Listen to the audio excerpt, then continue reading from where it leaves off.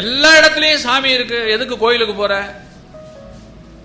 நீ தானே சொன்ன தூண்லும் இருக்கார் துரும்பிலும் இருக்காருன்னு சொல்லிட்டு அங்க போய் அந்த இடத்துல முட்டி மோதி அந்த சன்னதிக்குள்ள போய் அங்க அந்த இடத்துல மட்டும்தான் இருக்குங்கிற மாதிரி நடந்துக்கிறீங்களே, நல்ல கேள்வி தானங்க இது, நியாயம் தானே? அதுக்கு காஞ்சி பெரியவர்ல அவர்கிட்ட கேட்கும் பொழுது அவர் ரொம்ப அழகா பதில் சொன்னார். உடம்பு பூரா ரத்தம் ஓடுகிறது, ஆனா ரத்தம் எனக்கு வேணும் அப்படின்னும் போது ஏதாவது ஒரு இடத்துல ஊசியை குத்தி தானே எடுக்கிறேன் இல்லையா? பசுவோட உடம்பு பூரா பால் இருக்கு, ஆனா அதனுடைய மடி வழியா தானே நாம எடுக்கிறோம். இப்ப மடின்னு ஒண்ணு தேவை இல்லையா, ஒரு வழி வேணும் இல்லையா?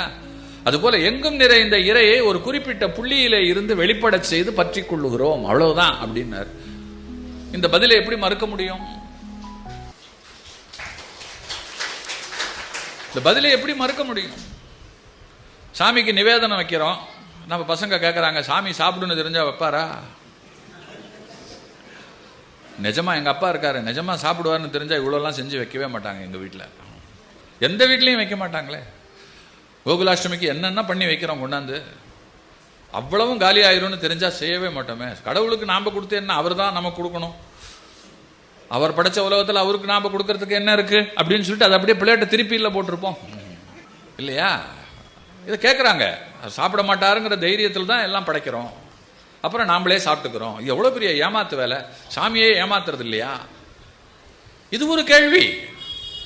இந்த கேள்வியை அப்படியெல்லாம் அலட்சியப்படுத்திட முடியாதே, நியாயமான கேள்வி தானே. இதுக்கு எத்தனை பேரால பதில் சொல்ல முடியும்? பெரியவர் பதில் ரொம்ப அழகா சொன்னார். ஒரு புஸ்தகத்தை எடுத்து கொடுத்தார், அதுல இருக்கிற மந்திரத்தை படிச்சுட்டு வான்னு சொன்னார். மந்திரத்தை படிச்சுட்டு வந்தான். இந்த புஸ்தகத்தில் இருக்கிறது உனக்கு வந்துருச்சான்னு கேட்டார். படிச்சுட்டேன் சொல்லு அப்படின்னார். அந்த புஸ்தகத்தில் இருக்கிறது அப்படியே சொன்னான். அப்ப அவர் அடுத்து கேட்டார், அப்ப இந்த புஸ்தகத்தில் இருக்கிறது உனக்கு வந்தாச்சு இல்லையா அப்படின்னு கேட்டார். ஆமா வந்தாச்சு அப்படின்னா, அப்ப இந்த புஸ்தகத்தில் அது இருக்கக்கூடாது இல்லையான்னு கேட்டார். என்ன அதான் இங்க இருந்து அங்க வந்துருச்சு இல்ல அப்படின்னார். அவன் சொன்னா, அது எப்படி அச்சடிச்சது அங்கேயே தானே இருக்கும், அது எல்லாரும் எவ்வளவு வேணா எடுத்துக்கலாம், எடுக்க எடுக்க அது குறையாது இல்லையா அப்படின்னார். அப்படித்தான் நிவேதனம், வாசம் அவனுக்கு, அன்னம் நமக்கு. வாச வடிவத்தில் அவன் எடுத்துக்கொள்ளுகிறான், அது குறைவதில்லை.